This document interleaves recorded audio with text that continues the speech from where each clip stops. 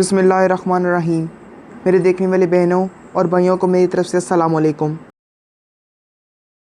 جو شخص بھی 10 آدمیوں کے معاملات کا نگران بنا ہو، اسے قیامت کے دن اس حالت میں لایا جائے گا کہ اس کے ہاتھ اس کی گردن کے توق کے ساتھ باندھ دیے ہوں گے، یہاں تک کہ یا تو اسے انصاف آزاد کر دے گا یا ظلم ہلاک کر ڈالے گا۔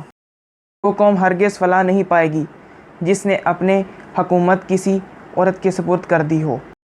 اپنے احکام کی بات سنو اور مانو، اگر جا تم پر کسی ایسے بھی غلام کو بھی حکم بنا دیا گیا ہو جس کا سر کشمکش کی طرح ہو، جب تک وہ اللہ کی کتاب کو قائم کرے۔ بادشاہ روئے زمین پر خدا کا سایہ ہوتا ہے، جو اس کو بزرگ جانے خدا اس کو بزرگی دیتا ہے، اور جو اس کو ابانت کرے خدا اس کو ذلیل کرتا ہے۔ بادشاہ روئے زمین پر خدا کا سایہ ہوتا ہے، خدا کے بندے جو مظلوم ہوں اس سائے میں پناہ لیتے ہیں۔